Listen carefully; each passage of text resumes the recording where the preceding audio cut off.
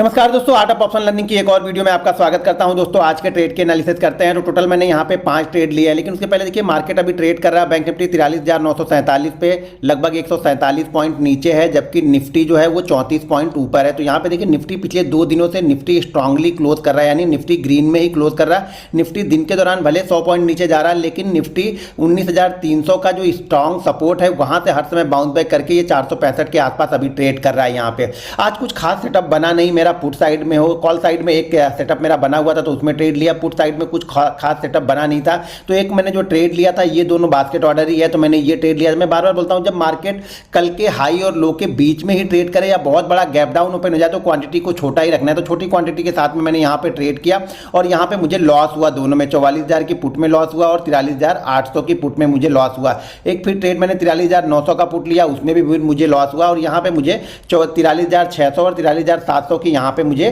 Call में profit हुआ है। तो यहाँ पे थोड़ा सा मूवमेंट मिला, मुझे थोड़ा सा मूवमेंट कैप्चर करने को मिला। देखिए क्वांटिटी छोटी थी, इस प्रॉफिट लॉस से कुछ फर्क नहीं पड़ेगा, क्योंकि मार्केट जब 400 पॉइंट गैप डाउन ओपन होता है ना, तो ना तो ऊपर का ही दिल करता है ना नीचे का ही यहाँ पे लेने का, क्योंकि मार्केट का ट्रेंड निगेटिव है। तो मेरे ऊपर की साइड में क्वांटिटी में बड़ी ट्रेड नहीं कर सकता हूँ, लेकिन एक सेटअप बना था बाइंग साइड में, तो अच्छा खासा ये मूवमेंट मिल गया। तो यहाँ पे जो 3 का लॉस है ना, वो लॉस यहाँ पे पूरी तरह से कवर हो गया और थोड़ा मोड़ा यहाँ पे प्रॉफिट है, यानी ब्रोकरेज के निकाल देंगे तो उसके बाद मुझे लगता है कि छोटा मोटा यहाँ पे प्रॉफिट मेरे लिए बच जाएगा। यानी टोटल देखा जाए तो ग्रीन में ही क्लोज हुआ है। भले यहाँ पे 3 लॉस हुए हैं, 2 ही प्रॉफिट हुए हैं, लेकिन प्रॉफिट थोड़े अच्छे हैं इस लॉस की अपेक्षा। यहाँ पे मुझे एसएल लेना पड़ा, इस 2 में मुझे यहाँ पे एसएल लेना पड़ा। मेरा एसएल हो गया 2 में, और ये एसएल से पहले ही मैं निकल गया था, इसलिए यहाँ पे एसएल नहीं हुआ, लेकिन यहाँ पे इसीलिए लॉस थोड़ा सा कम हुआ।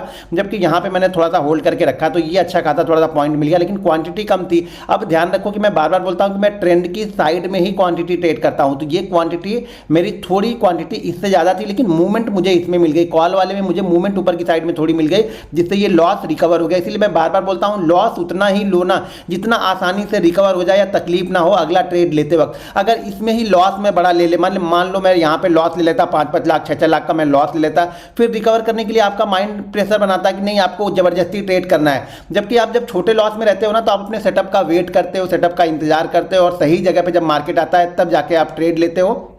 तो ये अच्छा होता है ट्रेडर के लिए, हमेशा सही सेटअप के साथ में ट्रेड हो। देखो एसएल तो होते रहेंगे, मैं बार बार बोलता हूँ एसएल होते रहेंगे, पार्ट ऑफ गेम है, लेकिन आप एसएल को किस तरीके से लेते हो? क्या आप एसएल लेते हो या मार्केट आपसे जबरदस्ती कटवाता है? अगर मार्केट आपसे जबरदस्ती ट्रेड को कटवाएगा तो लॉसेस आपके बड़े होंगे। जब आप लॉस लेना स्टार्ट करोगे तो मार्केट आपको छोटे लॉस में बाहर निकाल देगा। अब चलिए यहाँ पे देखते हैं बैंक निफ्टी का चार्ट। देखिए आज मैं चार्ट में यहाँ पे नहीं बताने वाला हूँ कुछ कि मैंने कहाँ पे ट्रेड लिया, ये अब आपको बताना है। और आपको बता के हमारा जो art of option learning app है, गूगल में जाइएगा या फिर एप्पल स्टोर में जाएंगे तो वहां पे हमारा ऐप है आर्ट ऑफ ऑप्शन लर्निंग। उस ऐप को इंस्टॉल कीजिए, उसमें रजिस्टर कर लीजिए। रजिस्टर करने के बाद आप मुझे चीजें बताइए कि मैंने कहां पे कॉल लिया होगा और कहां पे मैंने पुट लिया होगा। जिस पुट में मुझे लॉस हुआ वो पुट मैंने कहां पे ली होगी। चलो एक पुट का मैं बता देता हूं कि पुट में मुझे लॉस कहां पे हुआ। एक पुट मैंने ऑलरेडी इस जगह पे ली कि मुझे उम्मीद थी कि मार्केट यहां से रिटर्न आ सकता है। ये क्यों आ सकता है ये आज ट्रेनिंग के दौरान आप लोग को बताऊंगा, और कल की वीडियो में मैं आप लोग को भी बता दूंगा कि मैंने यहां पे क्यों इस जगह पे मैंने पुट ली। लेकिन इस कैंडल ने एक ही बार में इसने पूरा रिकवर कर दिया इसको,